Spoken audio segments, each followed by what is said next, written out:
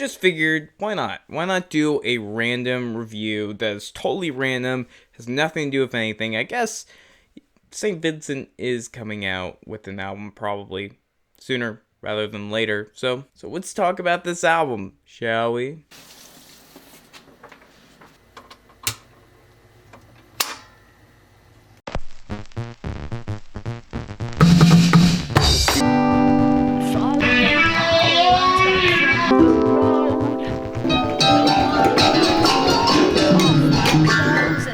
St. Vincent's self-titled album, The Review. The funny thing about St. Vincent, I didn't hear about her stuff until a little late 2015, and I heard it from a record store. They were playing a song, I'm not even sure what song that is yet, and I was like, who the heck is this? I want to know. And they're like, it's St. Vincent. How did you not know that? I'm like, I don't know all music ever. Come on. So that night, I of course looked up quite a few songs from the album Actor, because oh my god, she has a beautiful face, by the way. She is a beautiful woman. Just saying, Vince. Just saying. And I truly fell in love with her style, and weirdly enough, that wasn't the first album I bought from her. I was like looking up the different albums, and I heard her self-titled was this really critically acclaimed album that is a must of 2014 especially, and I'm like, yeah, let's listen to it, let's give it a whirl. So this is her fourth studio album, and it's produced by John Congdon. I'm pretty sure that's how you say his name, and he's known for working with the Districts, the Mountain Goats, and various other bands and musicians. And some other things. I think he did some MTV things too. And before initially recording the album, St. Vincent herself, Annie Clark, decided to do most of it on GarageBand first and then go to the studio with it, which is really awesome. Shows that she really cares about her work, and I admire her for that so much. Oh, and yeah, of course she writes her own music. A lot of this on this album is actually very personal, and I love that. I love how it feels like realistic. Apparently this is a part of her life that we get to listen to on this album, and I'm always in for that because it's more relatable, feels more work is always put into those kind of things. Which we get to the first track of this album, Rattlesnake. This song is like a nature walk that St. Vincent went on, which is very interesting. It involves rattlesnakes and deserts alike, and it's very vivid, and you can kind of imagine that through her lyrics throughout the song. Also, her vocals in this is very strange, very rattly kind of sounding, which it kind of makes sense with the song title, right?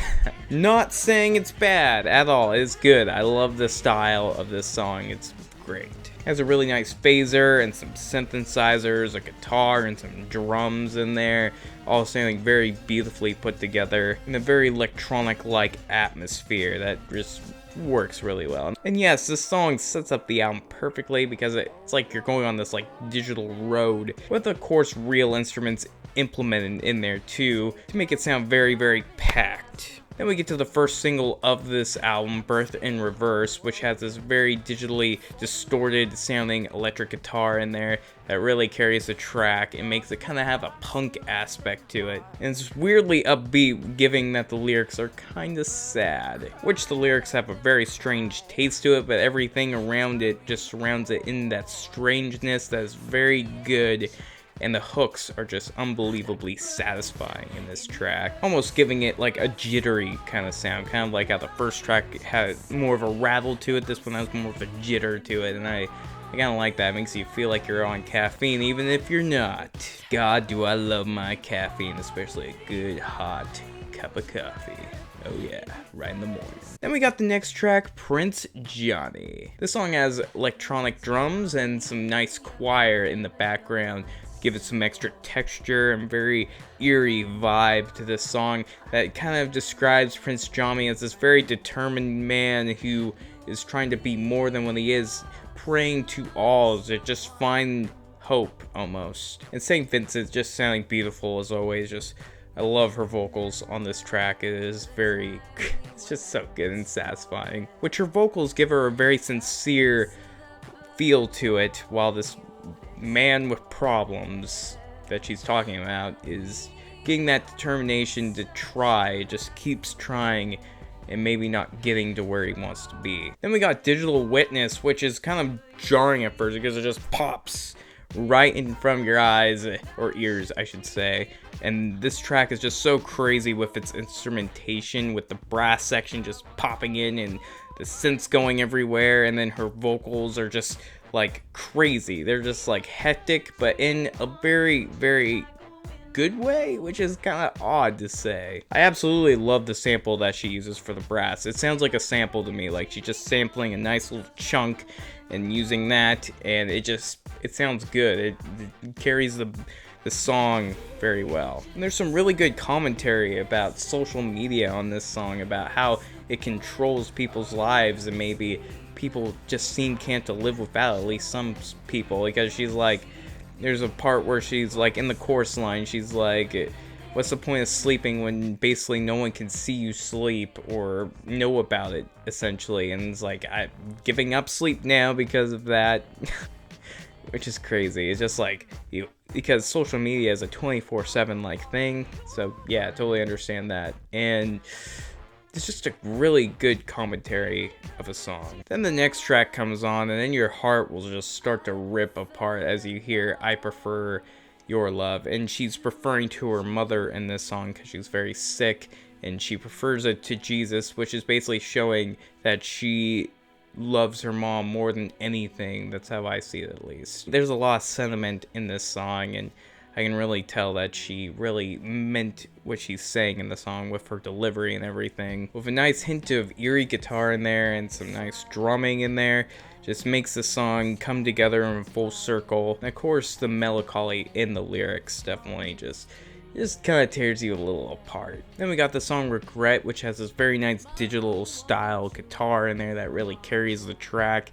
Not a lot to say about this one. It wasn't one of the songs that really kept me invested in this album, but it's definitely a track worth listening to. Then you got Bring Me Your Loves, which has this kind of punk craziness about it, and it's an interesting track. It's not another one of my favorites on this album, but oh my god, this album's just packed with great songs. I mean, this is a good song, but it's not one of the ones that I'm gonna be like totally just going yes and coming back to that often. But then we got Psychopath, and this is probably one of my favorite songs on the album. It has this very simple like beat structure to it, but then it picks up and it just has this really great chorus line in there. This song makes you feel like it's a song about anxiety and love. That's how I see this track, at least. It has this really nice guitar section layered in there at one point in the song, and then it kind of changes the sound towards the end, it made the song sound very fresh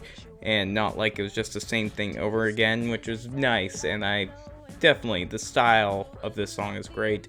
And of course, the lyricisms and just the overall performance of the song, just awesome. And we got Severed Cross Fingers, which is a song about having hope where there is no hope, and just keeping that drive in there, even just when in the darkest of days. And it just has this very ballad style to it. Some soft piano towards the end and some synthesizers layered in there, bass, and some nice gentle playing of some drums. And it's a good track. It's very good. So what can I really say? I mean, this album is freaking amazing. Like, St. Vincent has just this really awesome way with making melodies and putting things together that just overall, this album just knows what it is, and it's great.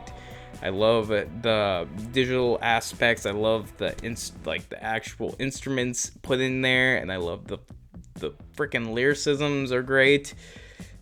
This album is very, very good. I'm glad I've listened to this like a billion times now before this review, and I have to say it's a classic. It is very good. It's a 5 out of 5 for me, easily, and I definitely recommend you check it out, especially if you like artists like Lady Gaga, Angel Olsen, maybe Regina Spektor, kind of, and Lana Del Rey. Definitely, I think she's in the tier, or maybe even above them for me.